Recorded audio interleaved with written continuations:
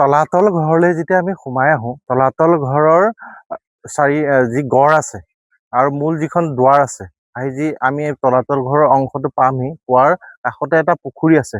এতিয়া বুৰঞ্জীয়ে এই পুখুৰীটোৰ নাম কি কয়, সেইটো এটা কথা আহি পৰে। সাধাৰণতে এই পুখুৰীটোক আপোনাৰ মিঠা পুখুৰী বুলি কয়। মিঠা পুখুৰী বুলি এই কাৰণেই কৈছিল, অৰ্থাৎ ই এটা পানী ঘৰাৰ লগত তুলনা কৰিব পাৰে, যদিও ইয়াত নাগমাৰি আছে। যিহেতু জয়সাগৰ যিটো পুখুৰী আছে, সেই পুখুৰীৰ পৰা এই পুখুৰীটোলৈ এনেকে পাইপ আছিল বুলি সেই কথা বুৰঞ্জীয়ে কয়, আৰু যাৰ প্ৰমাণ হিচাপে পাইপবিলাক সাধাৰণতে উত্তৰণ মিউজিয়ামত সাধাৰণতে সেই পাইপৰ কিছু টুকুৰা অৱশেষ দেখা পোৱা যায়।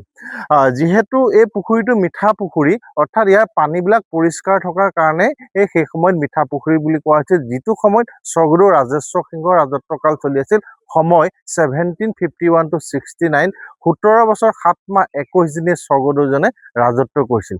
কিন্তু তাতে আকৌ আৰু এটা কথা, এই পুখুৰীটো সোণতোলা পুখুৰী বুলিও কয়।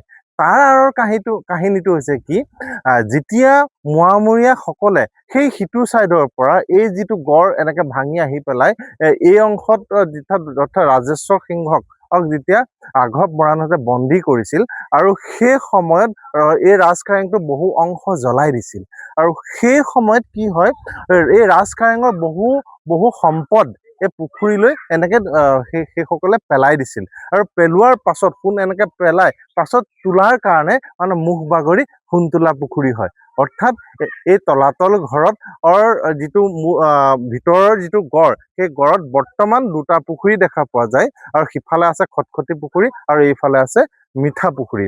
এতিয়া এই গড়ৰ ভিতৰত অকল যে এই দুটা পুখুৰী আছিল এনে নহয়, বহু পুখুৰী আছিল, যি পুখুৰীৰ অংশ এতিয়া সামান্য পৰিমাণেহে দেখা পোৱা যায়।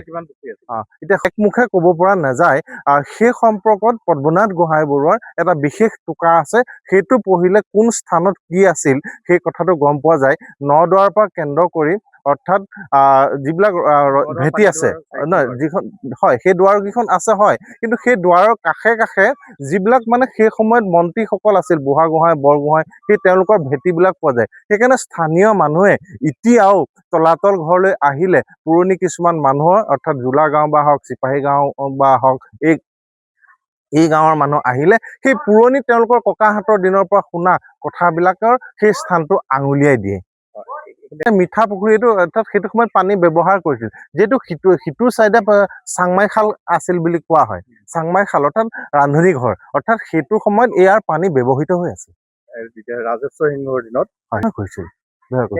সংৰক্ষণ নাই, সংৰক্ষণ আছে, কাৰণ সংৰক্ষণ থকাৰ কাৰণেহে আপুনি এইখিনি দেখা পাইছে, কিন্তু পৰিষ্কাৰটো কম হৈ আছে। পৰিষ্কাৰ হয়তো তেওঁলোকে কৰিব, অৰ্থাৎ ডিপাৰ্টমেণ্টৰ ফালৰ পৰা এইটো মানে বিভাগে কৰি থাকে, সেইখিনি মাজে মাজে কৰি গৈছে, কিন্তু এতিয়া বৰ্তমান এনেকে দেখিছে আৰু।